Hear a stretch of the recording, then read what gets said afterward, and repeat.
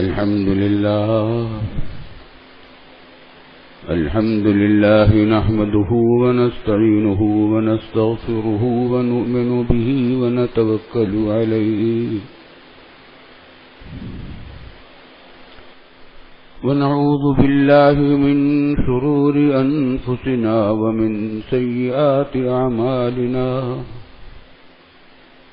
من يهده الله فلا مضل له ومن يضلله فلا هادي له ونشهد أن لا إله إلا الله وحده لا شريك له ونشهد أن سيدنا وسندنا ومولانا محمدا عبده ورسوله صلى الله تعالى عليه وعلى آله وصحبه أجمعين وسلم تسليما كثيرا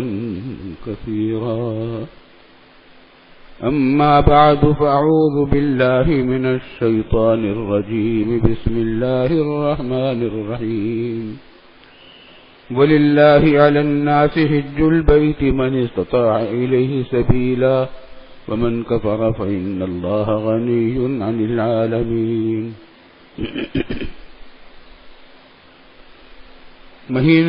مہینے چل رہے ہیں، حج کے مہینے چل رہے ہیں۔ حج کا پہلا مہینہ شوال ہے۔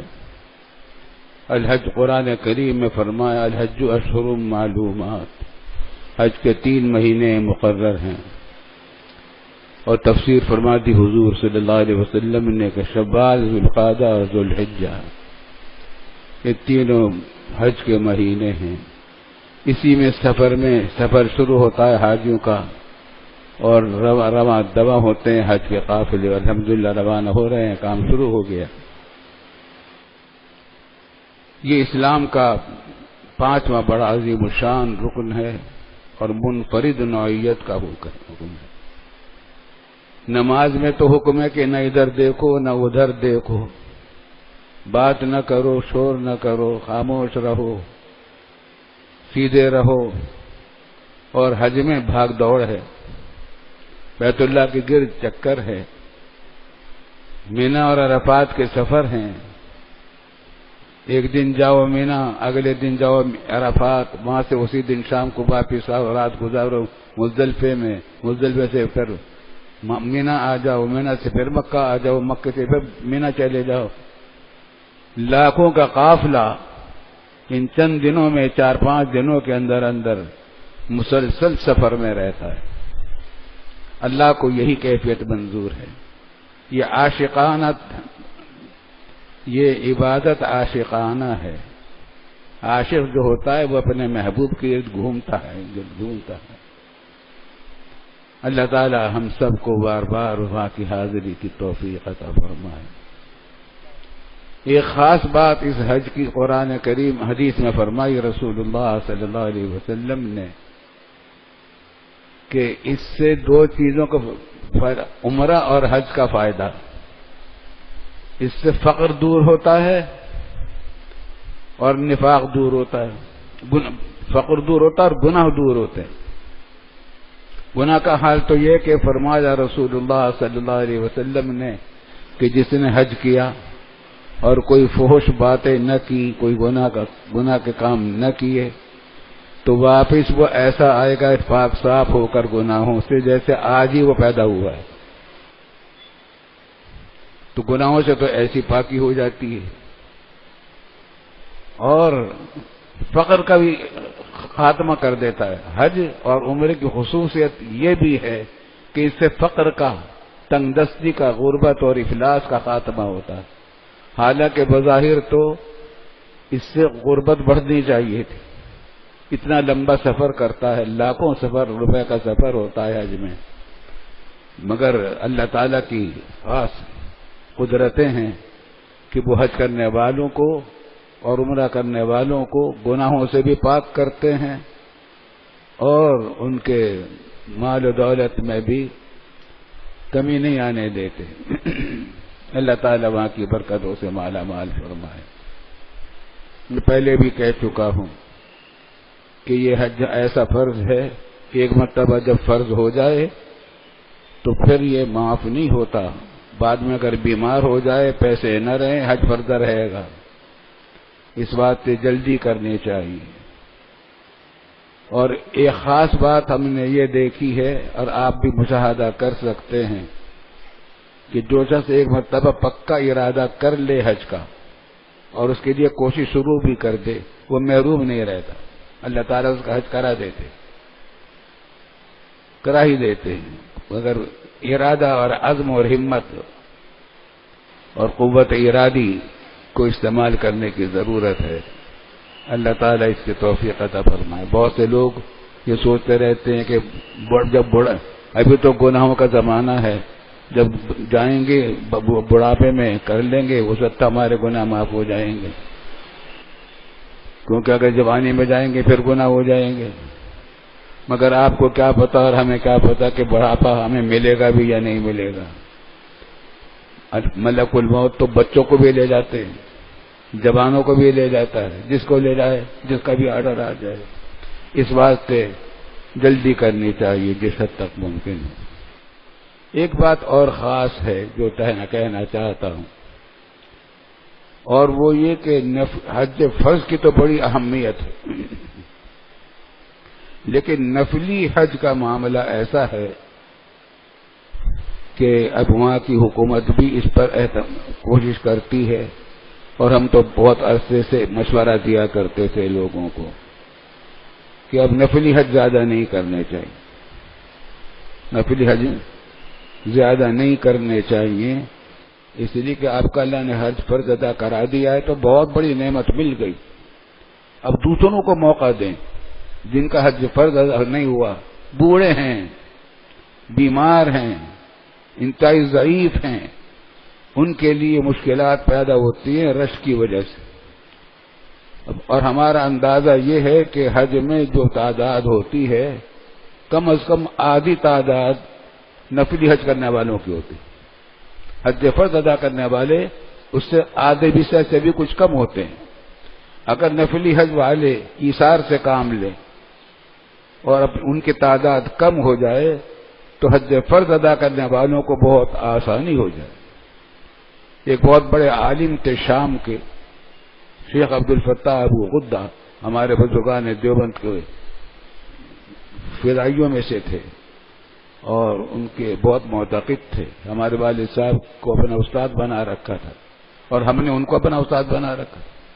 وہ ہجرت کر کے آ گئے سعودی عرب اور ریاض کی یونیورسٹی میں بہت اونچے عہدے پر استاد تھے. آج بہت بڑے عزیز وسیم الشان عالم دین تھے، بہت کتابیں ہیں ان کی بڑی محققانہ.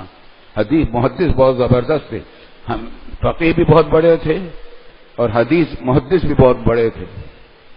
میں نے ان سے عرض، یہاں بھی کئی مرتبہ تشریف لائے تو میں نے ان سے عرض کیا کہ حضرت آپ تو خوب حج کرتے ہوں گے ہر سال، آپ ریاض میں رہتے ہیں. فرمایا نہیں، میں نہیں جاتا تاکہ حج فرض ادا کرنے والوں کو دشواری نہ ہو. تو خوب سمجھ لیجئے کہ حج نفلی بلا شبہ ثواب کا کام ہے، لیکن اس سے زیادہ ثواب کے کام اور بھی ہیں، اس سے زیادہ ثواب کے کام. حضرت ابو ہریرہ رضی اللہ تعالیٰ عنہ نے حج فرض ادا کر لیا تھا حضور صلی اللہ علیہ وسلم کی حیات میں. اس کے بعد جب تک ان کی والدہ زندہ رہیں حج کو نہیں گئے، حالانکہ مدینے میں تھے. مدینے سے حج کو جانے میں کیا مشکل کام تھا، لیکن انہوں جانتے تھے کہ ماں کی خدمت زیادہ اہم ہے بنسبت حج پہ جانے کی. ہم ماں کی خدمت کرنے والوں کو ایسا اطمینان کا تھا بھی نہیں کوئی. حضرت عبداللہ ابن مبارک رحمۃ اللہ علیہ جو فقہ حنفی کے بھی امام ہیں، فقہ مالکی کے بھی امام ہیں، امام حنیفہ کے بھی شاگرد ہیں اور مولانا اور امام مالک کے بھی، حج کا قافلہ لے کر جا رہے تھے. ازبکستان کے رہنے والے تھے، لمبا قافلہ لے کر حج کو جا رہے تھے.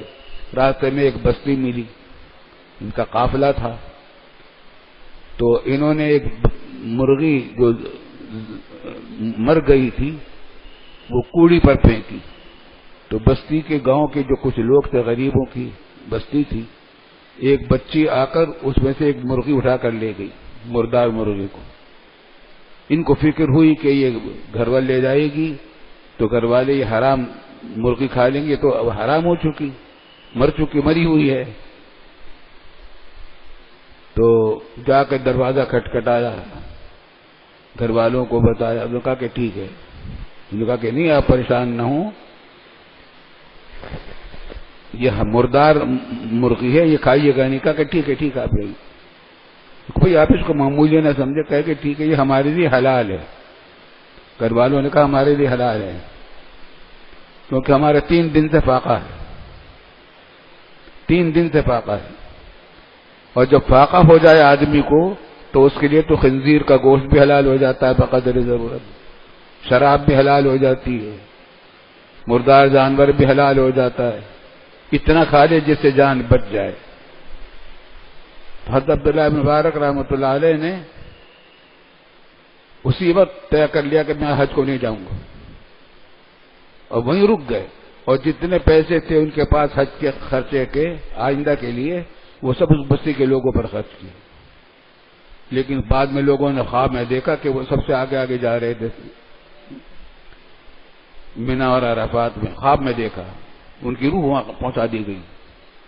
اللہ رب العالمین کو یہ بات بہت پسند ہے کہ اب اس کے بندوں پر رحم کیا جائے۔ ارحموا من فی الارض یرحمکم من فی السماء، فرمایا حضور صلی اللہ علیہ وسلم نے کہ جو لوگ زمین پر ہیں ان پر رحم کرو، اللہ تعالیٰ تم پر رحم فرمائے گا۔ تو نفلی حج کی فکر زیادہ نہیں کرنی چاہیے۔ چنانچہ سعودی عرب کی حکومت نے تو پابندی لگا رکھی ہے کہ 5 سال سے پہلے دوسرے کو اجازت نہیں دیتے۔ بعض لوگ دھوکہ بازی کر کے جاتے ہیں تو حرام کرتے ہیں، بجائے کہ ثواب کمائیں حرام کریں گے، جھوٹ بول کر جائیں گے، دھوکہ بازی کریں گے۔ اس سے احتیاط برتنی چاہیے۔ البتہ ایک راستہ نفلی حج کا بہت اچھا ہے، میں مشورہ دیا کرتا ہوں اور آپ کو بھی سنا رہا ہوں، ممکن آپ کے یہاں کچھ ایسے لوگ ہوں، ہر سال سنا دیتا ہوں تو اس کا فائدہ ہوتا ہے۔ آپ اگر چاہتے ہیں کہ آپ حج تو کر چکے ہیں فرض، مگر نفلی حج بھی آپ کا ہو جائے، تو ایسے لوگ موجود ہوتے ہیں، ہمارے علم میں بھی ہوتے ہیں کہ انہوں نے اپنا حج فرض ادا کر لیا ہے، جوان ہیں، تندرست ہیں، حج فرض ادا کر لیا ہے، مگر ان کی بہن نے حج فرض ادا نہیں کیا، یا بیوی نے حج فرض ادا نہیں کیا، یعنی ماں نے نہیں کیا، یا خالہ نے یا پھوپھی نے، جو محرم عورتیں ہیں ان میں سے کوئی ایسی ہے کہ ان کے اوپر حج فرض ہے، مگر ان کے پاس ان کے ساتھ کوئی محرم ایسا نہیں ہے جو لے جائے ان کو حج کروا دے۔ ان کو پر حج فرض ہے، اپنا خرچہ وہ اٹھا سکتی ہیں، خالہ، پھوپھی، ماں، بہن، بیٹی اپنا خرچہ حج کا وہ اٹھا سکتی ہیں، لیکن ان کے پاس اتنے پیسے نہیں ہیں کہ وہ اپنے محرم کو بھی ساتھ لے جا سکیں، اور محرم کے بغیر سفر نہیں کر سکتے۔ تو آپ ایسے آدمی کو حج کرا دیجیے، اس سے کہو کہ میری طرف سے حج بدل کر لو، میرا حج نفلی ہوگا، تم کر لو، خرچہ میں دیتا ہوں۔ آپ کو مجھے امید ہے کہ 2 حج کا تو یقینی ثواب ملے گا، اور شاید 3 حجوں کا بھی ثواب مل جائے۔ ایک تو ثواب اس وجہ سے ملے گا کہ اس بیچاری عورت کو کا حج فرض آپ نے ادا کرا دیا، اور شریعت کا قانون ہے کہ جو شخص کسی نیکی کا ذریعہ بنتا ہے، جتنا ثواب اس کو ملتا ہے اتنا ہی ذریعہ بننے والے کو ملتا ہے، تو اس کو بھی 1 حج کا ثواب ملے گا۔